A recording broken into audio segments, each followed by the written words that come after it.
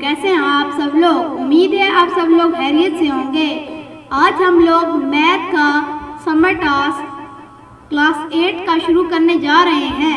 तो आइए चलिए शुरू करते हैं।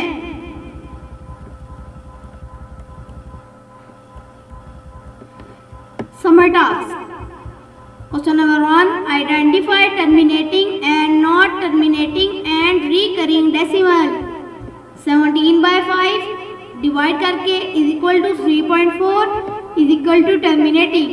टर्मिनेटिंग वो होते हैं जो डिवाइड हो सके, जबकि नॉन टर्मिनेटिंग और रिकरिंग वो होते हैं, नॉन टर्मिनेटिंग वो होते हैं जो चलते रहते, जो डिवाइड नहीं हो सकते, और जो रिकरिंग होते हैं वो चलते रहते हैं। जैसे इसमें ये नॉन टर्मिनेटिंग में ये डिवाइड नहीं हो पा रहा और ये डॉट है आगे, इसलिए इसका मतलब है डिवाइड नहीं हो पा रहा। और रिकरिंग के ये बार बार 6 आ रहा है तो ये बार बार रिपीट हो रहा है। 23/3 डिवाइड करके 7.666 non terminating and recurring. Part number 3, 49/8 is equal to 6.125 is equal to terminating. Question number 2, round off the following to given degree of accuracy. 598,235 इसका 4 सिग्निफिकेंट करना है। 598 200 कर देंगे। 0.002859 इसका भी 3 सिग्निफिकेंट फिगर करना है। 0.002860। 15/7 2 dp इसका 2 डेसिमल प्लेस करना है। 2.142857 ये डिवाइड करके ये आंसर आएगा। उसके बाद 2.14 हम लोग इसका डेसिमल प्लेस कर देंगे। 25/8 3/125 से डिवाइड करेंगे और 3.13 इसको डेसिमल प्लेस करेंगे। Question number 3, find the square of the following by division method. Division method के जरिए स्क्वायर फाइंड करना है हमने। 17 128/29 289 इज इक्वल टू 5041 ये हम लोग 17 128 और 289 को इस फॉर्म में कर लेंगे। ये होल फॉर्म है जबकि ये बटा फॉर्म है। हम बटा फॉर्म में इसे कर लेते हैं। इसके बाद हम लोग इसको इसके स्क्वायर से मल्टीप्लाई करेंगे। 7 पहले हम इसके पेयर बना लेंगे। 41 और 50 का पेयर बन जाएगा। उसके बाद 7 7 49 ये एक माइनस होके नीचे आ जाएगा और 41 का 41 नीचे। अब 17 और 7 को प्लस करेंगे तो 14 आ जाएगा और 14 को 1 से 141 14 के साथ 1 लगा के उसके बाद उसे 1 से मल्टीप्लाई करेंगे तो 141 जवाब आएगा और ये खत्म हो जाएगा। तो इसका मतलब ये टर्मिनेटिंग है। फिर हम लोग इसे 17/17 इसका जवाब आ जाएगा। लेकिन हम लोगों के पास ये वाली फॉर्म है सवाल की, तो हम लोग जवाब की फॉर्म भी उसी तरह करेंगे। 152.76769 इसको हम लोगों ने स्क्वायर रूट इसका निकालना है। तो आइए निकालते हैं। ये 196 और 76 और 52 का पेयर बना लेंगे और 1 अकेला रह जाएगा, उसका पेयर बन जाएगा। 1 1 1 माइनस हो गए, नीचे 52 को उतारेंगे। 1 + 1 2 और 2 को साथ मिला के 2 से मल्टीप्लाई करके 44 जवाब आएगा। उसके बाद 8 बचेगा। 8 के बाद अगला पेयर उतारेंगे 76, उसको मल्टीप्लाई करके 147 बचेगा। उसके बाद अगला पेयर उतारेंगे और फिर 246 से डिवाइड करके 6 से 14796 जवाब आता है। तो ये ख़त्म हो जाएगा। उसके बाद हम लोग ये इसकी फॉर्म लिखेंगे। ये स्क्वायर रूट यानी इसका स्क्वायर रूट है 12.36। अगला question number 4, if the area of the square field is 1604 metre square, find the length of its one side. Area for square field 161604 metre square, length of square field question mark area is equal to L square. Area हाँ L square के बराबर होता है। 161604 हम value put करेंगे area की और उसके बाद एल स्क्वायर इधर लिख के रहने देंगे।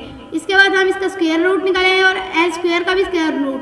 जब स्क्वायर और स्क्वायर रूट एक साथ मिलते हैं तो ये दोनों कट जाते हैं, ये दोनों कट जाएंगे और इसकी इज इक्वल टू एल बच जाएगा। अब हम इसका स्क्वायर रूट निकाल के जो स्क्वायर रूट आएगा वो ही स्क्वायर लेंथ ऑफ होगी फील्ड की, लेंथ ऑफ स्क्वायर फील्ड होगी 402 metre. Question number 5. Aksa has 196 marbles that she is using to make square formation. How many marbles should be each in row? वो कहते हैं अक्सा के पास 196 marble है वो उसे यूज़ कर रही है एक स्क्वायर फॉर्मेट बनाने में। How many marble should be each in row, यानी हर रो में कितना मार्बल होगा। टोटल मार्बल 196 है। Marble in each of square formation का हमें पता नहीं है। We will find square root of marbles, हम लोग मार्बल का स्क्वायर रूट फाइंड करेंगे। हम लोग इसका स्क्वायर रूट ले लेंगे और जवाब मार्बल 14 आया, तो इसका मतलब है हर रो में 14 मार्बल होंगी। अगला सवाल, find the square root by prime factorisation. Prime factorisation के तरीके से हमने स्क्वायर रूट फाइंड करना है, तो आइए करते हैं। 1 to 544 इसका स्क्वायर रूट हम प्राइम फैक्टराइजेशन के जरिए करेंगे। तो ये इस तरह हल करके इसके बाद हम लोग इसके पेयर बना लेंगे। ये पेयर में जवाब आता है, हाँ स्क्वायर में दो लफ्ज़ों का होना, तो दो लफ्ज़ होंगे तो एक पेयर बन गया, जबकि क्यूब में 3 लफ्ज़ होंगे तो एक पेयर बनेगा। तो हम अभी स्क्वायर कर रहे हैं, तो फिर ये 2 2 2 2 और ये 2, ये बन गए हैं 5 पेयर। एक 7 के और बाकी 7 के और बाकी 4 2 के हैं। तो इनका स्क्वायर लिख देंगे। जब मैंने पहले भी आपको बताया, जब स्क्वायर और स्क्वायर रूट साथ मिलेगा तो वो कट जाएगा, ये कट जाएगा। और जब मल्टीप्लाई नहीं करेंगे 2 2 4 4 2 8 8 2 16 16 मल्टीप्लाई बाय 7 करेंगे और वो 112 आएगा जवाब। 2.25 को करेंगे, प्राइम फैक्टराइजेशन करनी है, इसको बटा करके डेसिमल को पॉइंट को उड़ा देंगे और 100 नीचे लिख देंगे। उसके बाद 225/100 इसकी फॉर्म बन जाएगी। उसके बाद इन दोनों को अलग अलग प्राइम फैक्टराइजेशन करेंगे, अलग अलग बटा डाल के अलग अलग इनके वो पेयर बनाएंगे और जवाब हासिल कर लेंगे। जवाब ये आएगा, लेकिन मैंने आपको पहले भी बताया जिस फॉर्म में सवाल होगा उसी फॉर्म में जवाब आना चाहिए। अगला सवाल, find the cube of the following 17 28। इसका हम प्राइम फैक्टराइजेशन ही करेंगे, लेकिन क्यूब है तो 3 से एक पेयर बनेगा, 3 3 और ये 3, तो ये 2 पेयर 2 के बनेंगे और एक पेयर 3 का बनेगा। ये हम लोगों ने 2 का स्क्वायर और 3 का स्क्वायर मल्टीप्लाई करना है। तो जब स्क्वायर रूट और स्क्वायर एक साथ आएंगे तो वो कट जाएंगे और 4 मल्टीप्लाई बाय 3 4 3 12 होता है और 12 इसका जवाब होगा। 512/100 512 और इन सबको प्राइम फैक्टराइजेशन करेंगे इन दोनों की। ये पहले हमारे पास फॉर्म में है बटे की, तो हम इन दोनों को करेंगे और बटे में ही इनके पेयर बनाएंगे और बटे में ही इसका जवाब आएगा। और जब इसका जवाब आ गया तो अगर ये कटता है तो काटेंगे, तो ये कटता है 2 4 8 और 2 5 10, तो 4/5 इसका आंसर है। अगला question, the volume of a cube is 216 metre cube, what will be the length of side of cube. ये कह रहे हैं कि एक क्यूब है, वॉल्यूम है उस क्यूब का 216 मीटर क्यूब है। What will B length of side of cube, एक क्यूब की कितनी लेंथ होगी एक क्यूब की साइड की। तो हम लोग पहले वॉल्यूम लिख लेंगे और पहले बताया volume is equal to L cube होगा। ये वॉल्यूम की वो पुट कर लेंगे, वॉल्यूम का फार्मूला है, वॉल्यूम की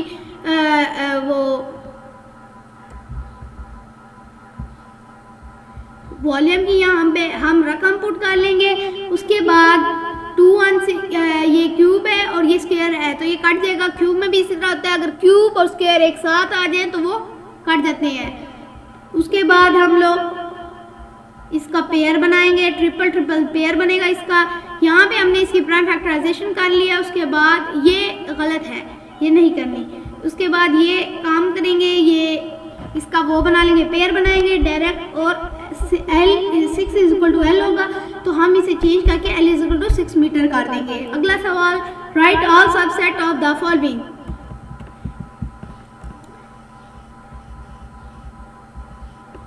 A is equal to 1 2 3 4, n square is equal to 4 square. ये सबसेट का फार्मूला है।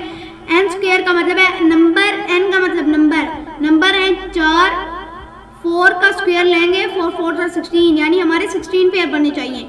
सबसेट एक 5 होता है। फिर आप इस तरह भी कर सकते हैं, ये देखें 1 2 3 4 1 2 1 3 1 4 2 3 2 4 3 4। उसके बाद 1 2 3 फिर 2 3 4 फिर 3 4 1, ठीक है। उसके बाद हम सारा मिला के लिखेंगे 1 2 3 4। दूसरा पार्ट भी ऐसे ही करना है। उम्मीद है आप लोगों को समझ आ रही है, तो अगर समझ आए तो लाइक शेयर और सब्सक्राइब करें। अगला सवाल, write the power of set of the following. इसका power verify De Morgan law if you 2 3 1 2 3 4 10 A 2 4 6 और बी 1 2 3 4 5 6 7 है। अब देखिए ये एक लॉ है जो मॉर्गन ने पेश की है, तो आइए इसे हल कर देते हैं। अब हमने लिखना है यूनियन करना है इन दो सेट का। उम्मीद है आप लोगों को यूनियन आता होगा, यूनियन इंटरसेक्शन वगैरह, और वेन डायग्राम भी समझ ले क्योंकि अगले टॉपिक्स में हमारी वेन डायग्राम आ रही है, जैसे कि इसने पहले ही आपको दिखा दिया। डी Morgan law A union B करेंगे, यूनियन में हम दो सेट्स को मिलाते हैं तो ये जवाब आ जाएगा। उसके बाद हम कॉम्प्लीमेंट करेंगे, कॉम्प्लीमेंट में U minus A union B होता है। यूनिवर्सल सेट से जो यूनियन आया होता है या इंटरसेक्शन आया होता है उसे माइनस करना होता है। जब हम उसे माइनस कर देते हैं तो जो जवाब आता है वो कॉम्प्लीमेंट कहलाता है।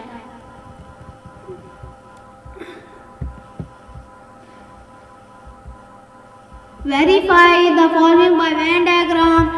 A is equal to 1 3 5 7 9 10, B is equal to 2 4 6 8 7 10 and C is equal to 2 3 9 7 11 13। अब हमने वेन डायग्राम बनानी है। उम्मीद है आप सबको वेन डायग्राम तो बनानी आती ही होगी, तो ये आप खुद बना लीजिएगा। इसमें कोई समझाने वाली इतने कोई चीज़ नहीं है, बस यूनियन वगैरह और शेड करने वगैरह है। Calculate the approximated value or accurate value and approximation error। आपको मैं approximated value और accurate value समझाता हूँ। accurate value क्या होती है? accurate value वो value होती है जो हम कभी भी चीज़ें लेने जाते हैं, बिस्किट वगैरह ले, जैसे अब आप वीडियो देख रहे हैं तो अगर आप चीज़ें खाते हैं, लेस पापड़ वगैरह, केचप, पेप्सी, ये चीज़ें होती रहती हैं तो इसके ऊपर 9.92 या 90.92, तो क्या अंकल आपको ये 92 की देते हैं? नहीं, वो आपको 92 की नहीं बल्कि 100 के देते हैं। 100 की देते हैं या 90 की देते हैं। या फिर अगर कोई थोड़े सख्त अंकल हैं तो वो एक्यूरेट वैल्यू देंगे या 9.92 की ही देंगे। जैसे कुछ चीज़ें होती हैं जिन पर टैक्स लगा होता है तो वो अप्रॉक्सीमेट मिलती है। 25 रुपये का बिस्किट है तो अंकल ना ही 20 का देंगे ना ही 30 का, 25 के 25 का देंगे। तो ये अप्रॉक्सीमेट और एक्यूरेट वैल्यू है। मज़ा आने लगा है। आखिरी सवाल है, उसके बाद मैथ का काम तो खत्म, मज़े हो जाएंगे। The area of a circle region is 616 square diameter, find its radius. Area वो कहते हैं एक सर्कुलर रीजन है जिसका 616 डायमीटर रेडियस है, स्क्वायर रेडियस है। तो आपको पता होना चाहिए एरिया का फॉर्मूला हमेशा जहन में बिठा के रखें, पाई आर स्क्वायर। अब हम एरिया 616 है, वैल्यू पुट करेंगे, पाई आर स्क्वायर, पाई की जगह वैल्यू पुट करेंगे 22/7 इसकी अप्रॉक्सीमेट वैल्यू है 22/7। ये वैल्यू पुट करेंगे, मल्टीप्लाई बाय आर स्क्वायर है। उसके बाद हम इसे हल कर लेंगे और ये हल हो गया। मुझे उम्मीद है आप लोगों को ये लेक्चर बड़ा पसंद आया होगा। अगर पसंद आया तो ये वीडियो लाइक, शेयर और चैनल को ज़रूर सब्सक्राइब करें। मिलते हैं अगले लेसन में। खुदा हाफिज़।